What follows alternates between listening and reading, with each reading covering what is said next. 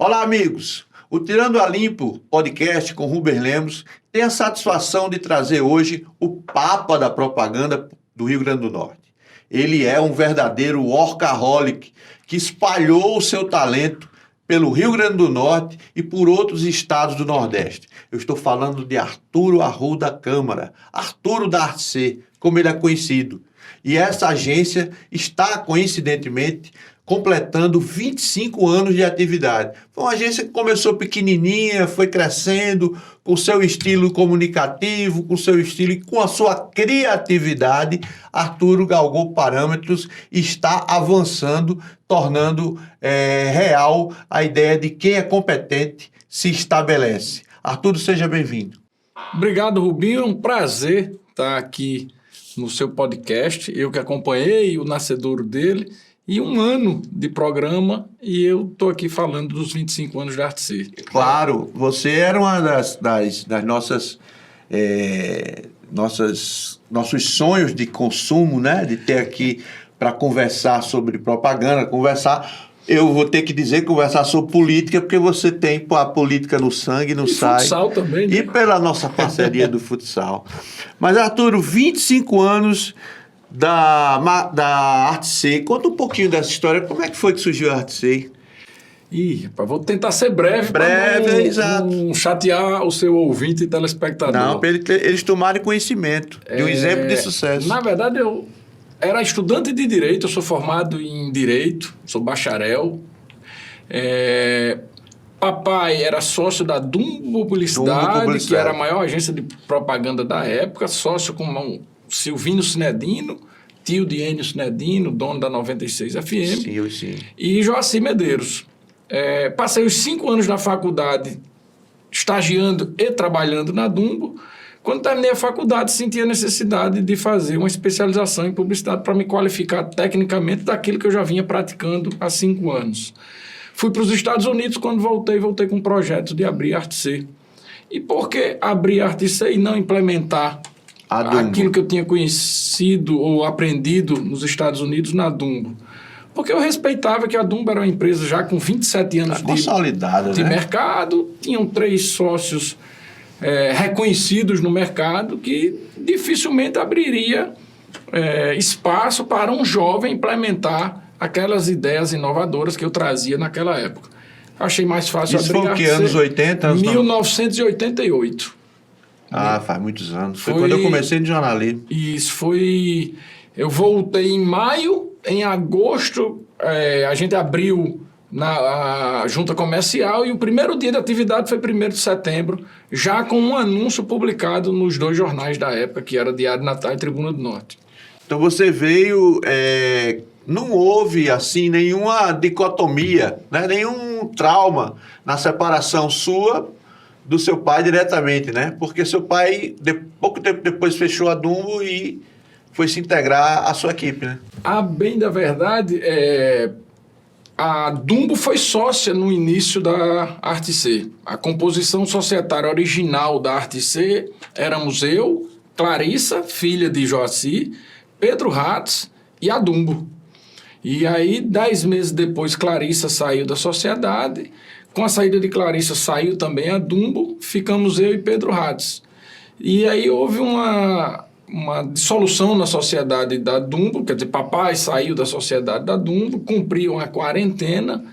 E eu, estrategicamente, convidei papai para ficar frequentando a Artc para escrever a coluna dele, Roda Viva do Diário Natal. Seu pai fundamental, não podia ser desprezado. A chegada dele à Artc, apenas fisicamente, ele ia para lá com o único intuito de escrever a coluna dele, já atraiu alguns clientes, e isso a Artc começou a crescer, e foi quando a gente efetivamente entrou a atender clientes públicos. Arthur, já que você falou do... Aí estamos falando de 2001, foi quando a entrada do papai. Em 2005, nós dois protagonizamos aqui um fato do qual eu, se não me orgulha, não me entristece de forma nenhuma, que foi aquela junção ABC-Artc, né? Memorável. Do futebol de salão. A gente sacudiu o futebol de salão no Nordeste, no Brasil, e tivemos 2 decisões contra a equipe da Malve de Falcão e foram pau a pau, né? 3-2 e 2-0. Aquilo para arte seu, o que é que rendeu aquilo, hein? O que eu posso lhe dizer, Rubinho, é para se orgulhar, sim, eu pelo menos me orgulho muito daquele tempo. Não podemos esquecer que foi um momento difícil para o torcedor abcdista, que o ABC estava fora de série. Estava fora de série. Não existia a Série D ainda, e o que alegrava o torcedor do ABC era ir para as quadras, torcer pelo ABC. E eu achei o que eu achei mais importante, eu dou esse testemunho, foi o seu envolvimento, porque você não era um mero investidor, você ia para os jogos, vibrava e torcia e gritava e tal. Então foi uma experiência que durou 5 anos, nós conquistamos 19 títulos nesses 5 anos, e eu acho que cumprimos uma missão muito grande para a história do ABC, mesmo que o ABC não reconheça, mas eu acho que... Reconhece o ABC, reconhece o torcedor. O torcedor reconhece.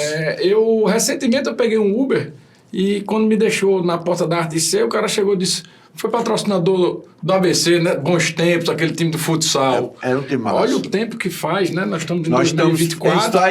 Isso faz 19 anos, talvez 19 18 anos. Parece que foi ontem a apresentação dos jogadores. Me lembro.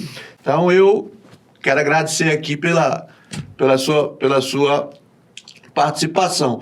Arthur, você era multifacetado, né? Você cuidava dos clientes privados. Sim.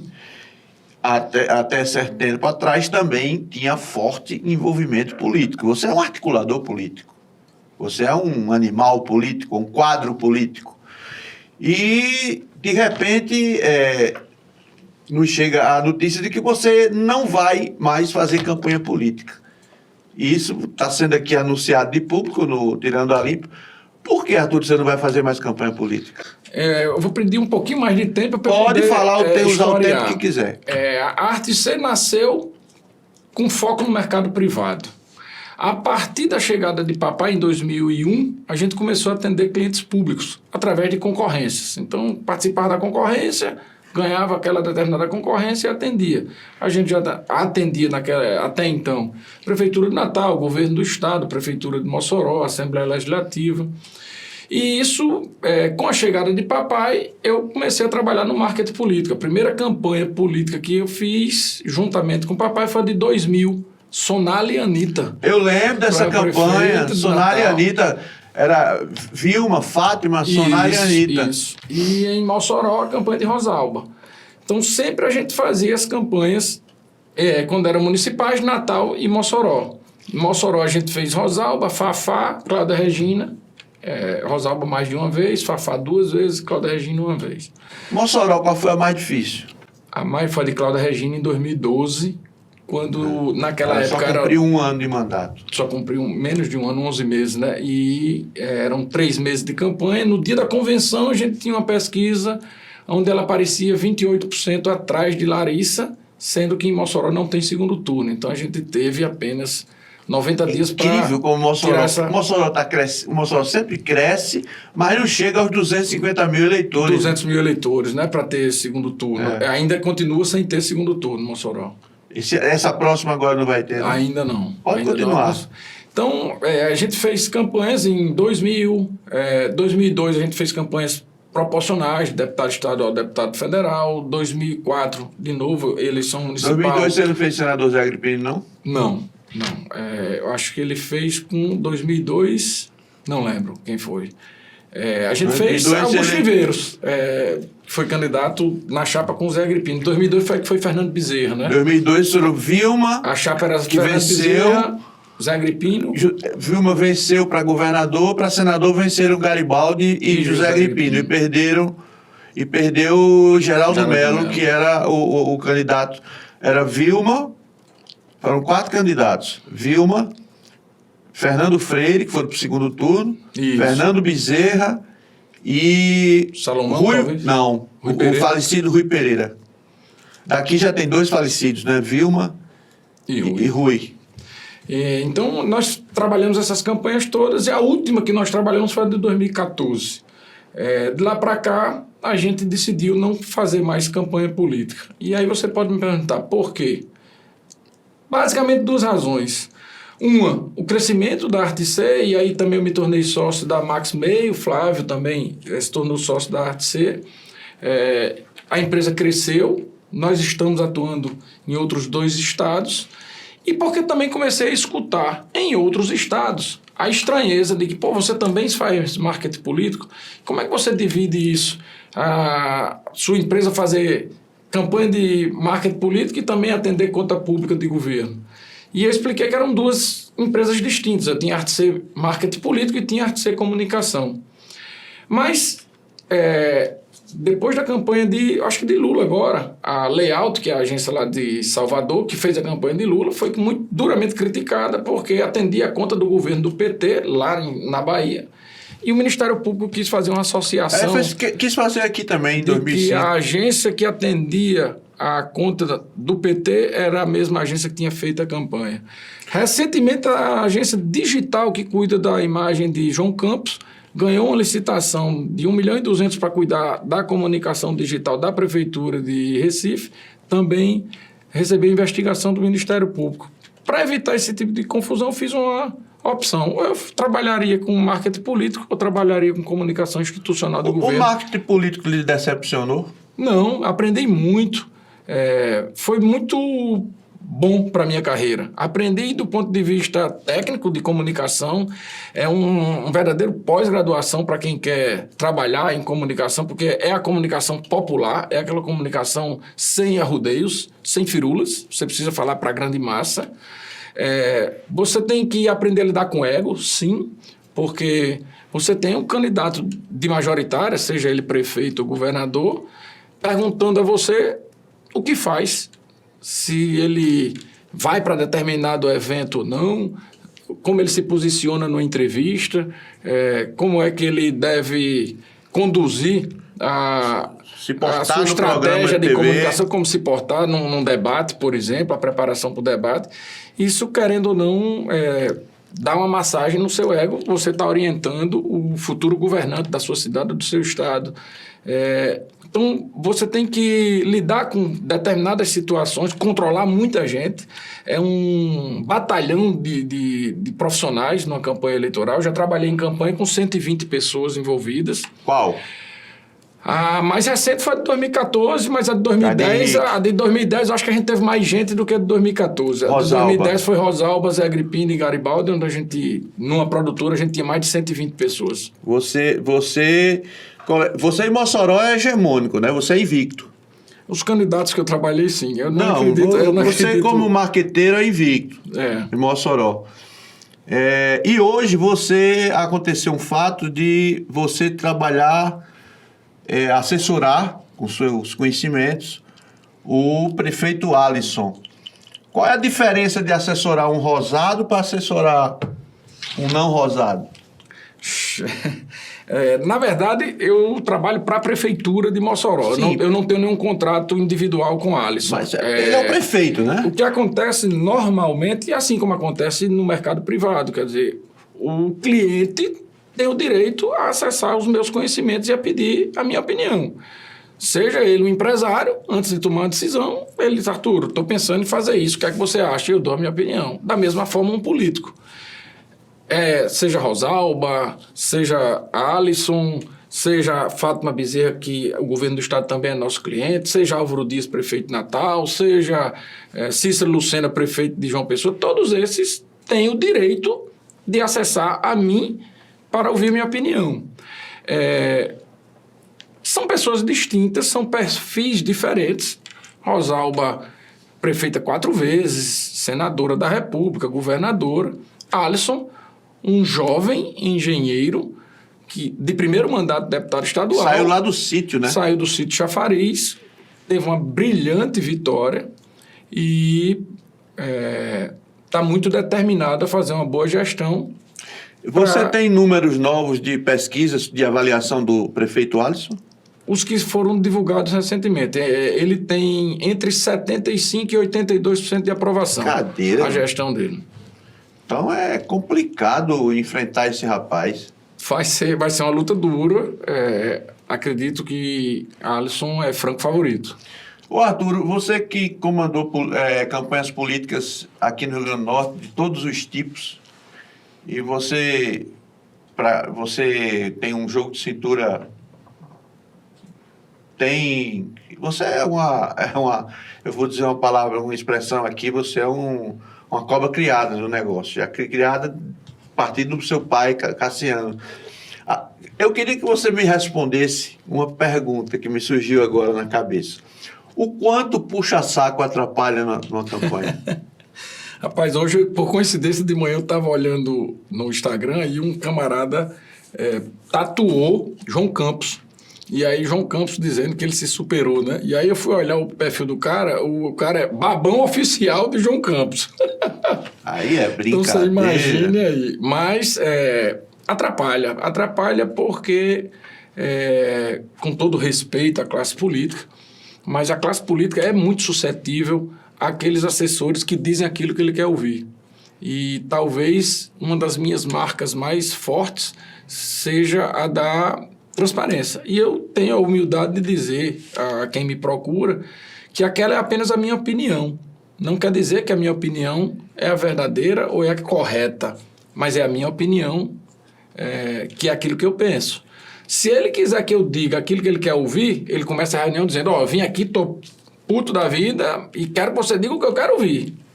Geralmente, mas aí eu não estaria cumprindo o meu papel de assessor. Eu vejo assim dos seus clientes, o ex-governador José Agripino, assim, o menos,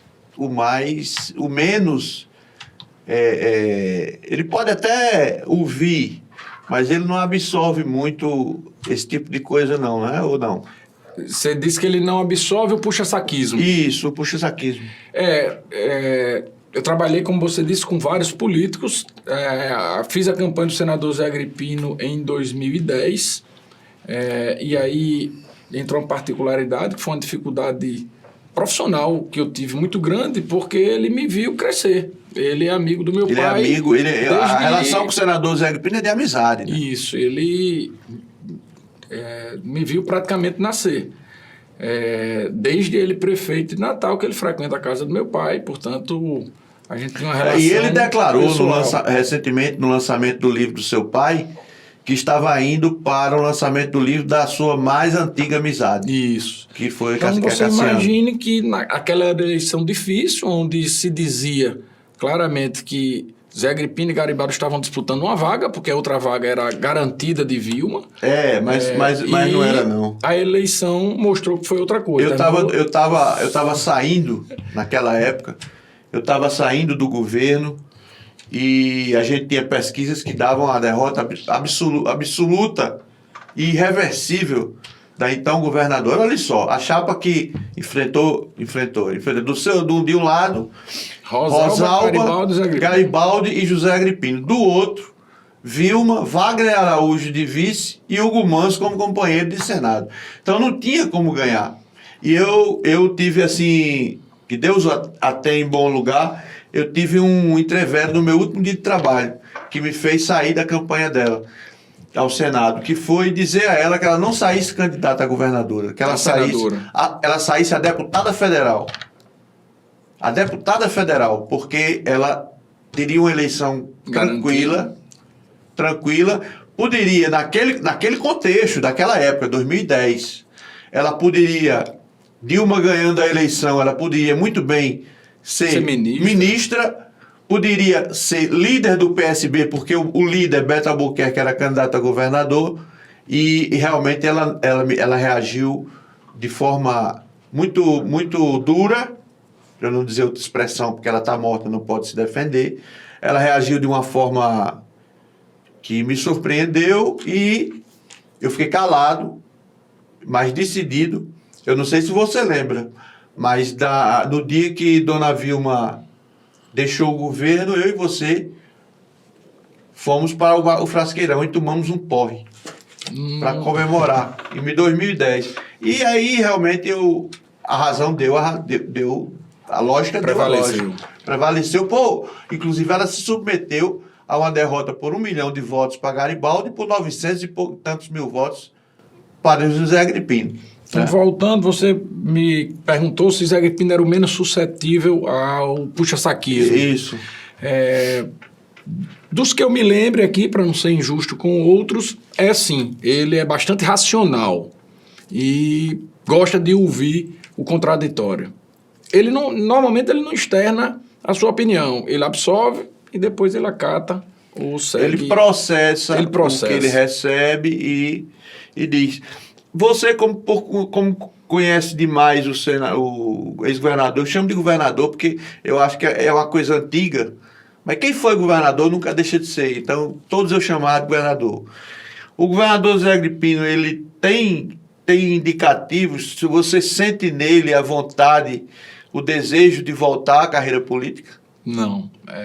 Opinião minha, pelo que eu vejo, e eu convivo bastante com ele, eu vejo que ele se sente preenchido com o que ele desempenha hoje. O papel de empresário, enquanto diretor do Sistema Tropical de Comunicação, tem também áreas imobiliárias onde toma tempo dele, e acho que ele vem desempenhando muito bem o papel de presidente da União Brasil, onde ele congregou hoje 2 deputados federais. Eu não me lembro na época em que ele era presidente, por exemplo, do Democratas ou do PFL, do União Brasil ter 2 deputados federais.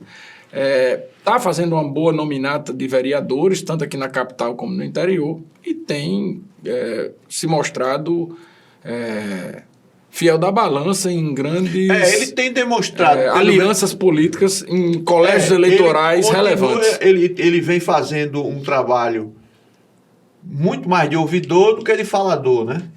Na questão política. A leitura que eu faço é que ele é muito útil para os 2 deputados federais de primeiro mandato, que não teria o trânsito que o senador Zé Agripino tem lá em Brasília, e a credibilidade sem um interesse eleitoral aqui no Rio Grande do Norte. Ele é o presidente ideal para Paulinho e para Benes, porque Benes e Paulinho têm o mandato, Zé Agripino tem o acesso, e eu acho que tem a credibilidade que precisa para fazer as alianças que eles estão fazendo aqui no Rio Grande do Norte. Sentado aí nessa cadeirinha, no último programa, o estatístico Paulo de Tarso declarou que, lá na Paraíba, conversando com deputados federais da Paraíba, que é o mercado que você conhece, Sim. a gente vai falar sobre ele daqui a pouco, conversando com deputados paraibanos, com prefeitos, eles se orgulham da bancada federal que tem. E ele disse que foi obrigado a ouvir calado que a bancada federal do Rio Grande do Norte não está à altura das outras bancadas passadas. Você concorda com o que ele disse? Concordo. Nós já tivemos presidente da Câmara, presidente do Senado, líder da oposição, líder de bancadas representativas, como era o PFL, presidente nacional do partido, e hoje... Quais são os nossos representantes? Eu li recentemente, acho que em Gustavo Negreiro, que o senador Zé Agripino tem trazido mais emenda, mais recursos para o Rio Grande do Norte do que muitos ele é um político sem parlamentares. mandato, né? Enquanto que na Paraíba nós temos um deputado Agnaldo Ribeiro, tem o Hugo Mota, você tem um senador Efraim Filho, que tem se destacado, você tem o próprio veneziano, enfim, você tem uma bancada muito atuante, muito representativa e que luta pelo seu estado. Como é fazer... A propaganda mudou, né, Arthur? Nesses 25 anos, a propaganda, a mídia geral mudou tudo, o jornalismo mudou, as coisas estão bem diferentes, ou você se adapta ou você é engolido. Sim. Como é o seu trabalho, primeiramente na Paraíba? Eu acompanho a mídia paraibana todos os dias, pelo G1, pelos blogs lá da Paraíba, eu acompanho tudo e eu vejo semelhanças da política paraibana muito fortes com a política moçoroense. Dos embates. Eles são muito politizados. Muito radicais, entendeu? Os programas de rádio são mais quentes do que os programas de rádio. Eu queria ouvir de você isso. Como é que é lá? Nós estamos na Paraíba já há 10 anos. Como foi chegar lá? Primeiro isso. A gente, participando de uma concorrência, entrou na Prefeitura de João Pessoa, atendeu a Prefeitura de João Pessoa, depois a gente atendeu a FPB, que era uma faculdade do grupo, que a UNP fazia parte, que era a Rede Laureate, hoje pertencente à Ânima. Depois a gente conquistou a conta do Frango Bom Todo, na verdade a indústria Guaraves. Então você que não é lá está de só com a Guarabira. prefeitura de João Pessoa, não, né? Aí depois a gente conquistou a conta do governo da Paraíba. Mais recentemente a gente atende a Uniesp, que é um centro universitário de lá, e atende também a Rede Paraíba de Comunicação, que é afiliada da Globo de lá, que tem também CBN e outras rádios. É a antiga TV Cabo Branco? É a TV Cabo Branco. O sistema Paraíba, porque envolve a TV Cabo Branco, envolve a TV Paraíba, que é lá de Campina Grande, envolve rádios, eles têm, eu acho que 5 ou 6 emissoras de rádio, e o grupo é dono do Grupo São Brás. Me diga só uma coisa por curiosidade mesmo, pessoal. O jornalismo praticado lá, pela Globo de lá, é parecido com praticado aqui em Natal? Eu vou responder politicamente correto. Segue o padrão Globo. O padrão Globo não é assim, não. Me desculpe, mas... Então, você hoje é um cidadão paraibano também, né? E o que moveu essa transformação na minha humilde concepção, né? Foi o fato de que a opinião impressa, ela hoje não tem a força que tinha mais.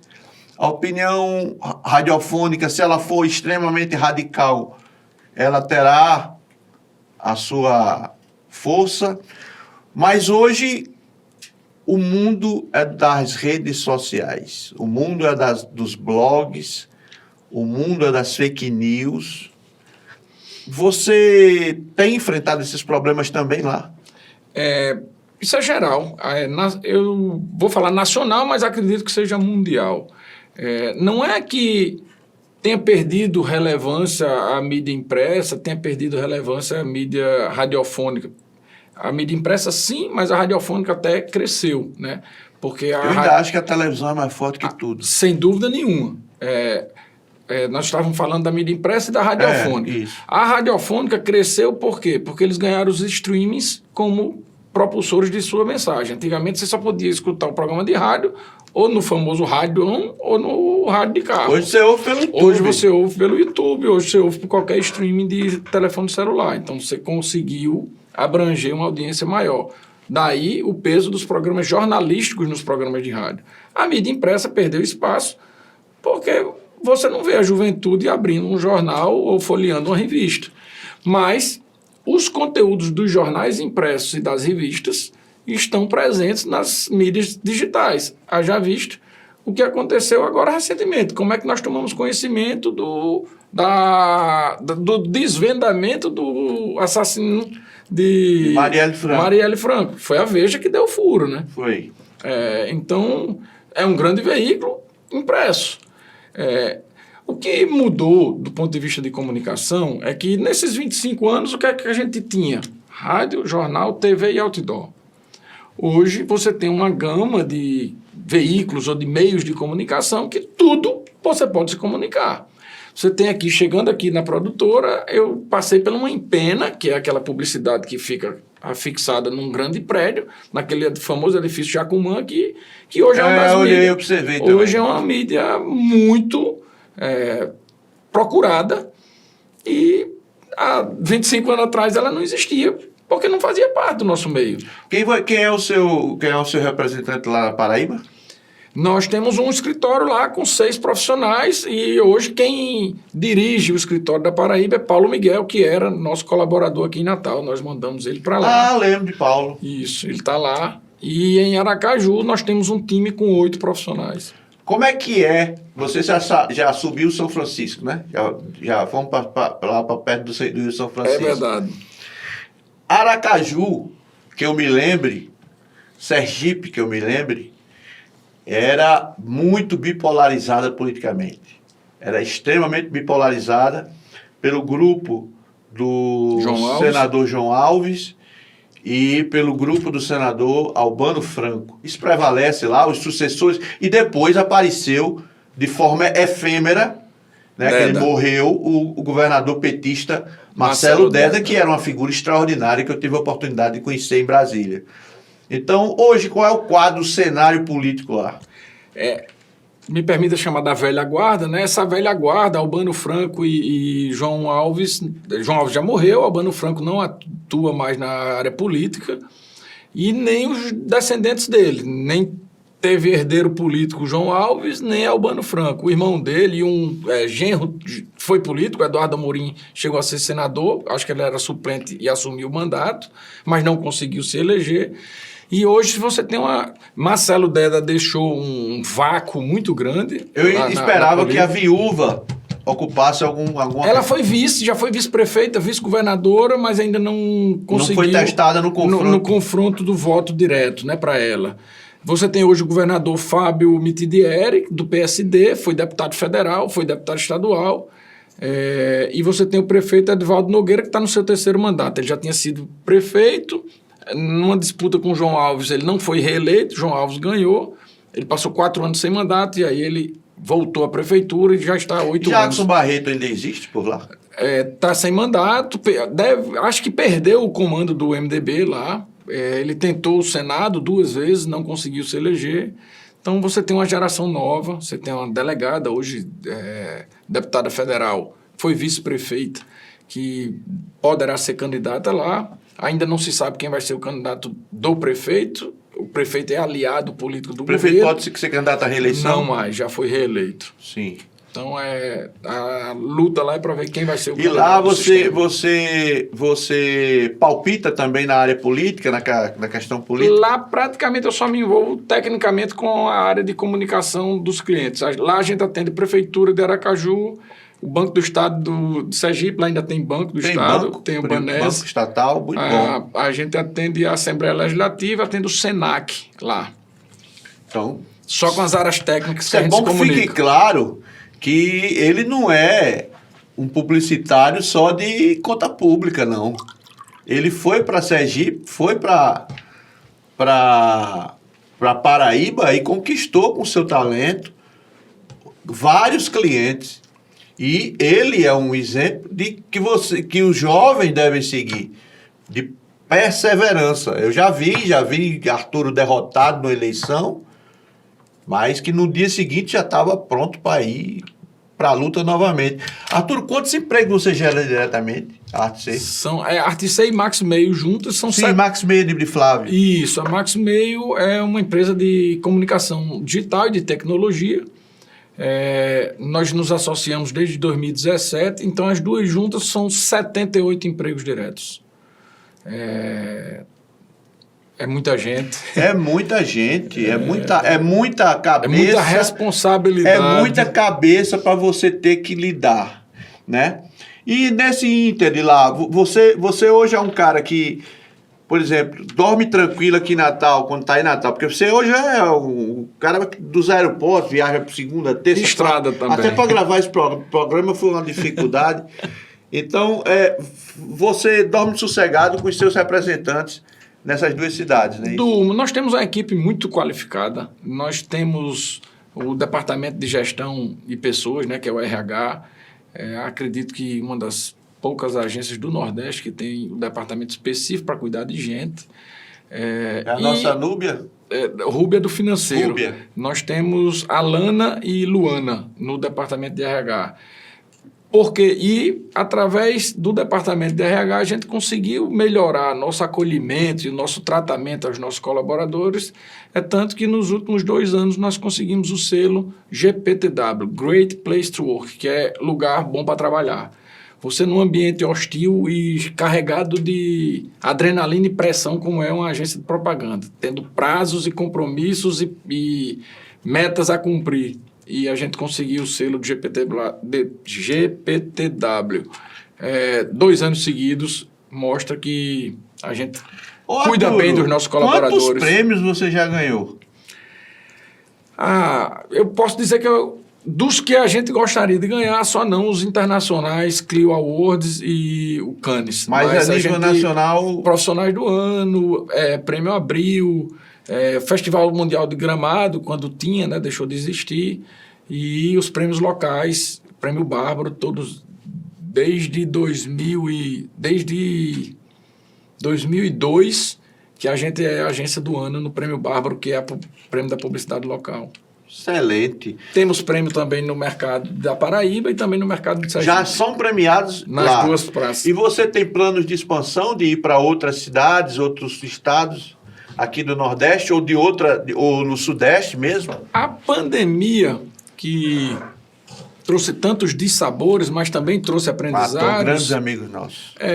mas também nos deu a oportunidade. Eu lembro que na área de TI a gente sofreu bastante, porque era por semana chegando a demanda do nosso RH dizendo, nosso funcionário lá de desenvolvimento, de front-end ou de back-end, recebeu uma proposta para ganhar em dólar e trabalhar home office.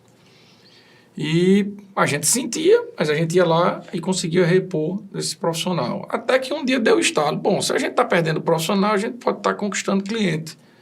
Porque não existe mais o contato, durante a pandemia, né? Não existe mais o contato presencial. Se é o contato online, a gente pode pleitear clientes nacionais. E a gente conseguiu conquistar clientes nacionais. E estamos atendendo... Quem faz o atendimento deles é você mesmo? Não, é a nossa equipe. Eu hoje não atendo diretamente nenhum cliente, porque eu preciso estar livre para ir frequentar e estar presente nas reuniões em que os atendimentos me convocarem. Se eu estiver preso a um cliente, eu vou estar dando privilégio àquele cliente e vou estar deixando de atender outros. Então, eu estou disponível para todos os clientes da agência e estou disponível para bater papo e para orientar toda a minha equipe. Agora, política. Vamos a ela. Ali, a nova sede da Arte-C, que eu tive o prazer de conhecer há pouco tempo, é uma sede... Não tem luxo, mas é muito funcional. É funcional, exatamente. Eu gostei de lá porque quando você tem gente em todo lugar, né? Eu que sou um solitário convicto, quando eu me sinto muito, muito acolhido lá dentro da Arte-C, quando eu vou bater papo com você, conversar com você, tanto sobre coisas profissionais, tanto sobre coisas pessoais, porque nós somos amigos há longos anos. A Arte-C é um oráculo. Você é um oráculo das tendências e tal. Como é que está a movimentação? Como é que está como é que estão as tratativas para as eleições desse ano de Natal? O que é que você acha? O que é que está havendo que você tem participado e o que é que você acha pessoalmente? Como você disse, o oráculo ouve mais do que fala, né? Talvez seja uma particularidade pelo fato de a gente ter uma gama de clientes tão grande e tão vasta. Então, a gente recebe os representantes de várias matizes políticas. Então, ora eu estou discutindo uma campanha institucional do governo do estado que tem um candidato a prefeito de Natal. Ora eu estou discutindo uma campanha da prefeitura de Natal que o prefeito de Natal também deverá ter o seu candidato. Ora eu estou conversando com um jornalista porque eu preciso tratar algum assunto com aquele jornalista ou aquele comunicador que também tem opinião. Então, isso me dá uma visão privilegiada do cenário.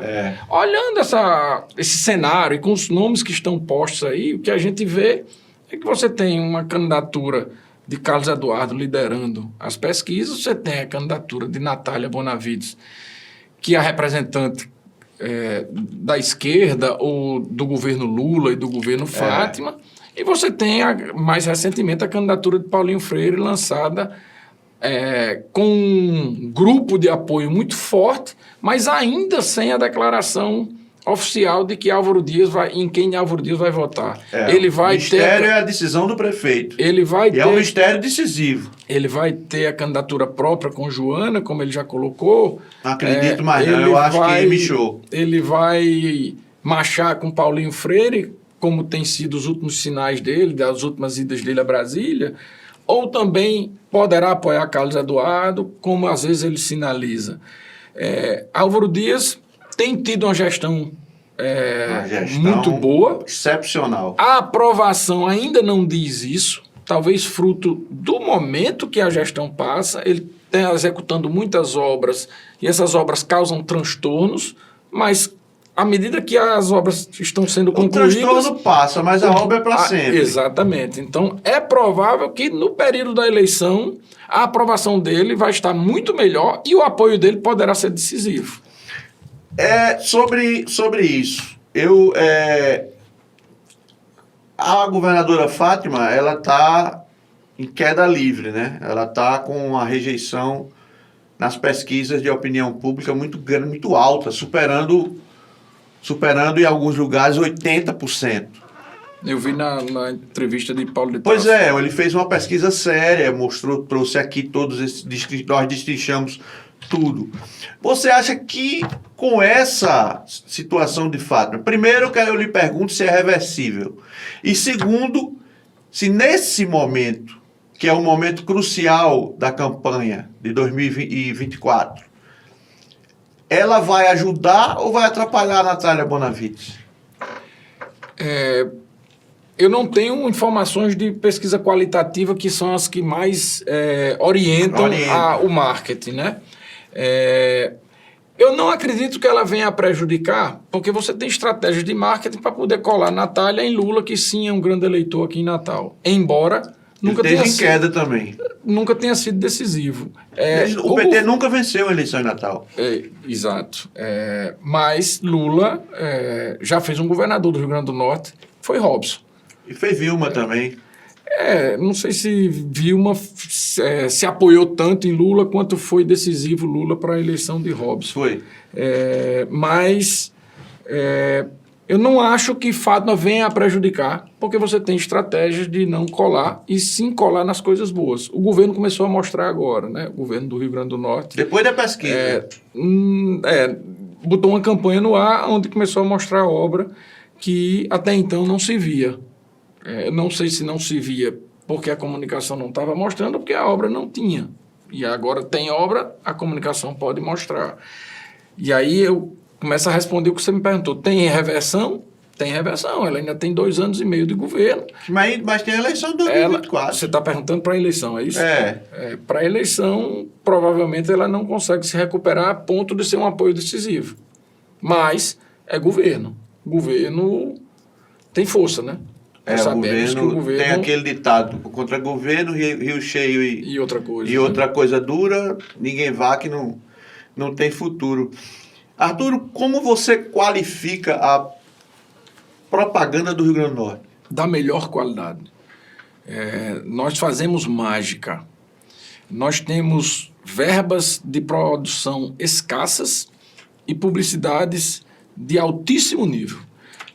Fruto de profissionais extremamente competentes. Nós somos exportadores de mão de obra.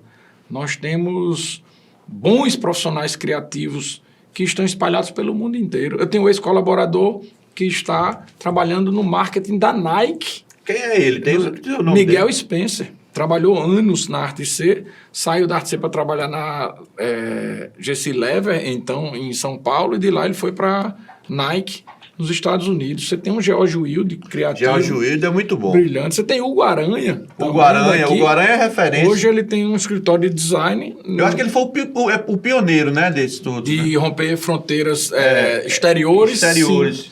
Tem um ex-colaborador nosso também, Arnaldo Araújo, que trabalha num escritório renomado de design no Catar, nos Emirados Árabes. Nos Emirados Árabes. Ele mora em Lisboa, mas trabalha para o Catar.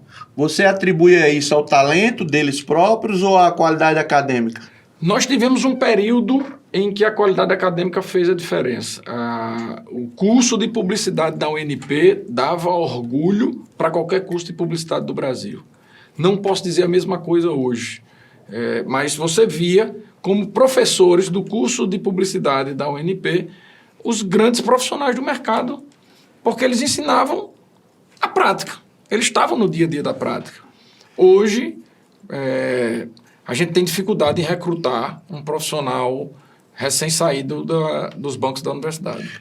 Porque o ritmo das agências, que são as mais operosas aqui de Natal, é preciso ter muita raça, né? Muita gana para se adaptar. Não adianta, pelo que eu percebo, que eu observo, o sujeito que sai do banco da faculdade, ele tem que estar no pique para não ficar de bobeira no meio do sei lá, do limbo. De ser excluído naturalmente por falta de talento. O caminho natural que eu recomendo para o jovem iniciou a faculdade, procure se encaminhar em algum estágio. Você tem vários caminhos. Você tem a agência de propaganda, você tem o departamento de marketing do cliente, você tem a área de jornalismo, você tem do veículo de comunicação, que você pode fazer marketing, pode fazer vendas comerciais. Você tem várias vertentes. Aproveite o seu tempo de faculdade para ir se identificando com qual área você vai se identificar melhor, para quando terminar a faculdade você já está encaixado no mercado de trabalho. É muito mais difícil para aquele que espera se formar para começar a procurar. É costumeira oferecer estágios para os alunos? Sim, nós temos convênios com todos os cursos de publicidade daqui do estado, nós temos planos de estágios e nós temos estagiários em praticamente todas as áreas, para formá-lo. A gente não passa nenhum trabalho de cliente para o estagiário. O estagiário, primeiro ele tem que aprender lá. Primeiro ele tem que aprender. Ele faz um treinamento, a gente tem um programa de trainee, onde ele faz o trabalho de onboarding, que é o trabalho de aculturamento da empresa, como é que a gente se coloca dentro das várias situações, para depois ele começar a desempenhar o papel de júnior, depois ele vira um profissional pleno, para depois se transformar num profissional sênior. Arthur, para encerrar aqui, se eu pudesse eu conversava com você 2 horas, mas como é que você vê, a nossa geração foi a geração pós-regime autoritário, né? Como é que você está vendo essa dicotomia que eu considero nociva, perigosa, sei lá, separatista que está havendo no Brasil entre esquerda radical e direita radical? Não está na hora da gente caminhar um pouco para o centro, não? Já passou, né? Que, na verdade, a gente já vem há 4 anos nesse radicalismo. Estou fazendo um curso em São Paulo com profissionais C-level, que são os de categoria. C é de chief, né? de chefe em inglês. Então, são os CEOs ou presidentes de entidades. Governança e sucessão em empresa familiar. E a gente teve uma área do curso que foi um professor de história que foi falar exatamente dos períodos em que a gente estava vivendo e que esse talvez seja o mais delicado de todos. Porque a gente está vivendo essa dicotomia e a gente está vivendo a era do politicamente correto. Está se deixando de fazer o que é para ser feito para se fazer o politicamente correto. E aí, é aquilo que soa bem. Sim, aquilo que possa agradar. Nem tudo que soa bem ou que pode agradar é o que precisa ser feito. E aí está se deixando de fazer o que precisa ser feito. Para não soar mal com a opinião pública. Porque está se dando ouvido para quem normalmente não tinha. Exato. Espaço. E isso, eu não sei se você concorda, mas isso aí é consequência, né, do que há nas redes sociais. Sem dúvida, sem dúvida. Como é que você vê as redes sociais do Brasil hoje? Do mundo. Você fazer uma análise, você vai ver que o mundo todo sofre da proliferação das redes sociais. Claro que tem um ganho. As redes sociais oportunizaram carreiras novas, oportunizaram que quem não tinha oportunidade de... Oportunizar e oportunidade... Não, mas isso aí deixa que eu não estou copidescando, deixa passar. Mas deram oportunidade para quem não tinha verba suficiente para aparecer e a rede social oportunizou isso. Mas também deu vitrine para quem não tem qualificação para expor suas ideias. E aí... A subcelebridade. Infelizmente... o nível a régua está muito baixa. Antigamente, para você ter espaço num programa de podcast de Rubinho, para você ter espaço numa bancada de telejornal, para você ter espaço num programa de rádio, você tinha que ser uma referência na sua área.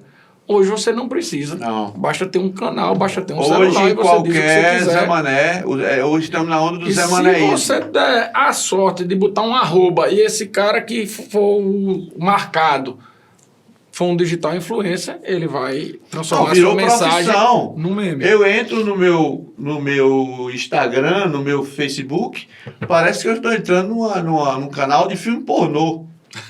Porque até sexo é oferecido a preços módicos, né?